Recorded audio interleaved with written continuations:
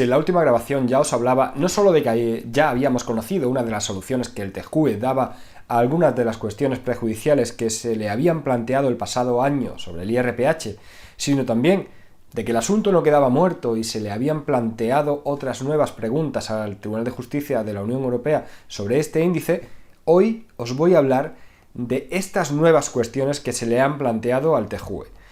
Se trata de una cuestión prejudicial que ha planteado la magistrada del Juzgado de Primera Instancia número 8 de Donostia, la misma jueza que también formalizó otra cuestión prejudicial sobre este índice a finales del año 2022.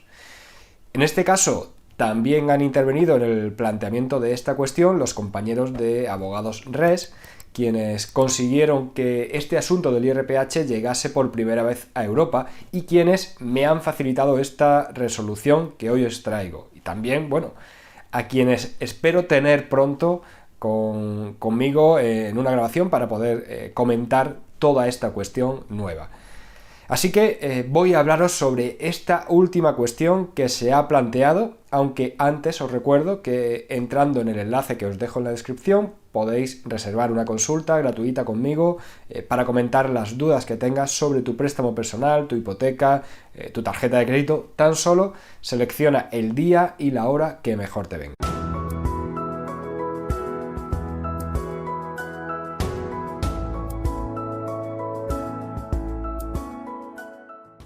Soy Javier Fuentes y soy el abogado y fundador del despacho que da nombre a este canal, Jurisfirma Abogados. Bueno, pues como os he adelantado, he podido darle ya una primera lectura al auto que ha dictado la jueza del Juzgado de Primera Instancia número 8 de Donostia, en el que plantea hasta un total de 22 nuevas preguntas al Tribunal de Justicia de la Unión Europea sobre el IRPH.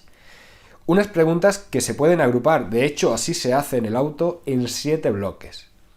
El primero de ellos está enfocado a las dudas que genera el hecho de que el Banco de España advirtiera de la necesidad de acompañar a este índice, el IRPH, de un diferencial negativo para corregir el hecho de que este índice se sitúa por encima del mercado. Y también sobre el hecho de que estamos ante un índice que se calcula tomando las TAEs de todos los contratos hipotecarios que se hacen cada mes, lo que implica que se incluya en su valor las comisiones y los gastos de todos los préstamos.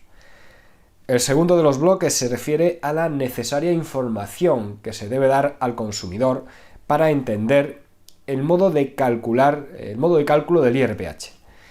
En este bloque se tratan diversas cuestiones, pero la principal sería la de preguntar al TJUE si la solución alcanzada por el Tribunal Supremo de entender que, como la definición del índice viene recogida en el BOE, pues cabe dispensar al banco de informar sobre ese método de cálculo, en este cálculo se le precuestiona sobre eso. Y también es muy interesante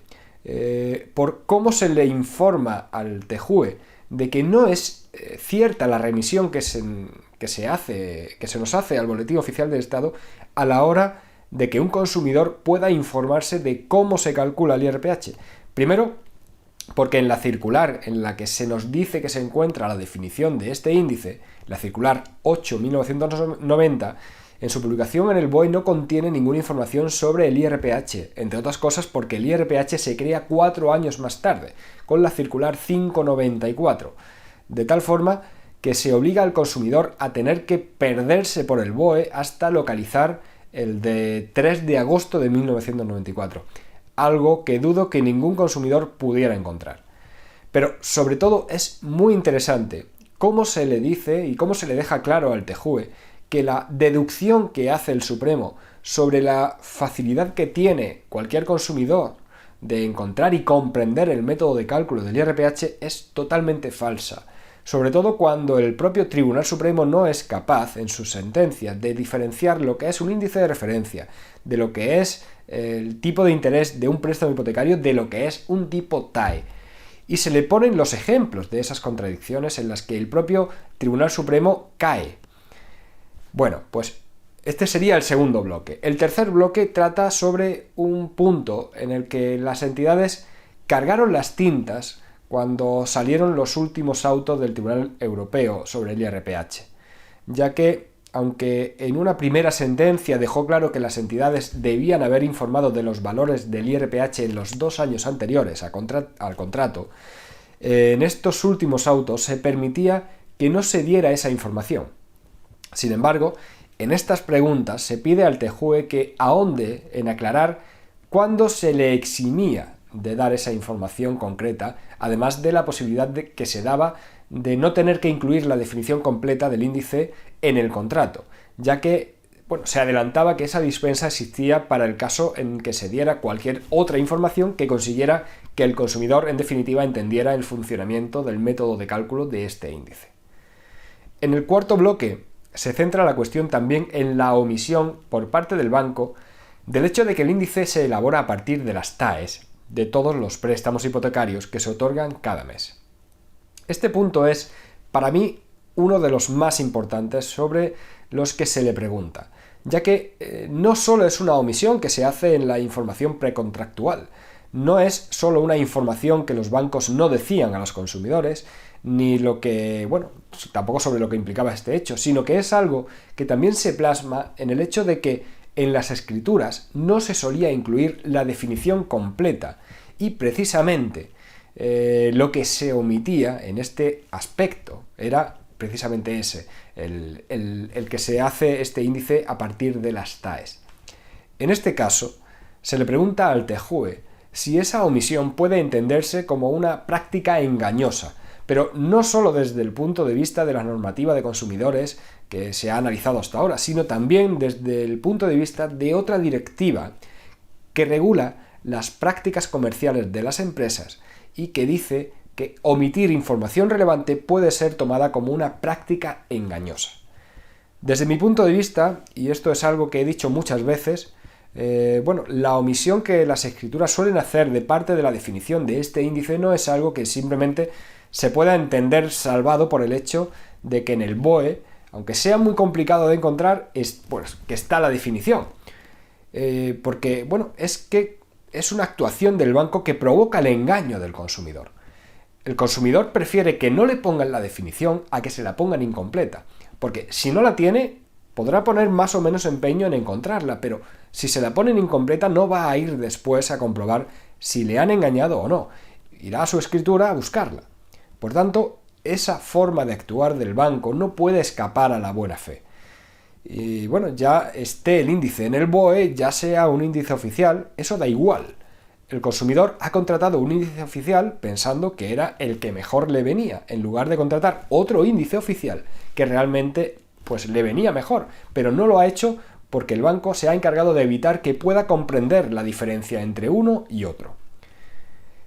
En el quinto bloque se trata sobre la consecuencia de entender que esta cláusula no es transparente, en el sentido de que el Supremo ha negado que pueda anularse la cláusula no transparente porque esa consecuencia se ha añadido a la ley recientemente, en 2019, y por tanto no sería aplicable. De tal forma que la consecuencia de que esta cláusula sea no transparente sería que se podría hacer un análisis de si es abusiva. En este bloque se le pregunta si esa conclusión no iría en contra del principio de efectividad, ya que en los casos de cláusula suelo sí asimila la falta de transparencia a la abusividad, lo que aquí no se hace. El sexto bloque habla sobre la abusividad. En este se le pide al TJUE que deje claro si estar ante un índice oficial es sinónimo de estar ante una cláusula no abusiva, sobre todo teniendo en cuenta que debemos diferenciar nuevamente lo que es la legalidad de un índice de la abusividad de la cláusula que incluye ese índice. Aquí sí me parece muy acertado el modo en que se plantea esta serie de preguntas, pues se le recuerda al propio TJUE cuál es la definición de buena fe que nos ha venido dando a lo largo de todas sus sentencias y además se le enlaza con lo que ha dicho sobre las cláusulas que sirven para determinar el precio de un contrato de este tipo. Finalmente, el último bloque va dirigido a cuestionarse las consecuencias que debería tener la declaración de nulidad de una cláusula de este tipo. De forma que trata de tirar por tierra la solución que comenzó a dar la Audiencia Provincial de Barcelona para el caso de anularse el IRPH, que consistía, en el caso de que se estuviera anulando el IRPH cajas o bancos, de pasarlo a IRPH entidades. En definitiva, dejarlo como estaba. En este caso, se le plantea al TJUE que esa solución no eliminaría los efectos de la anulación de la cláusula y que además no se restablecería el desequilibrio que la cláusula habría generado. Por eso se le plantea la posibilidad de que se pueda integrar el contrato sustituyendo el diferencial del préstamo por un diferencial negativo y, como segunda alternativa, se propone para el caso de que se entienda que anular la cláusula conllevaría anular todo el contrato, sí podría aplicarse un artículo del Código Civil, el 1306, que permite que al que no ha sido culpable de esta nulidad no se le obligue a cumplir con la devolución de cantidades. En definitiva, se castigue al listo, por así decirlo, que ha tenido la culpa de que el contrato acabe siendo nulo. Este sería un poco el resumen de estas nuevas cuestiones prejudiciales que se han planteado ante el TJUE sobre el IRPH y que hacen que aún no decaigan totalmente las esperanzas de los afectados. De todas formas, con esto, esperamos realmente que se pueda terminar por tumbar esa doctrina última del Tribunal Supremo, que en definitiva viene a decir que el índice IRPH no es abusivo simplemente por ser un índice oficial. Bueno, con esto ya os dejo, aunque antes te pido que si has llegado hasta aquí, pues marques un me gusta, compartas esta grabación y que te suscribas al canal o incluso pues dejes algún comentario. Y bueno, para terminar, como suelo hacer, te digo cómo puedes contactar directamente conmigo, bien a través del correo electrónico info@jurisfirma.es o por medio del formulario de contacto que puedes encontrar en la página web del despacho, jurisfirma.es. Un abrazo y hasta luego.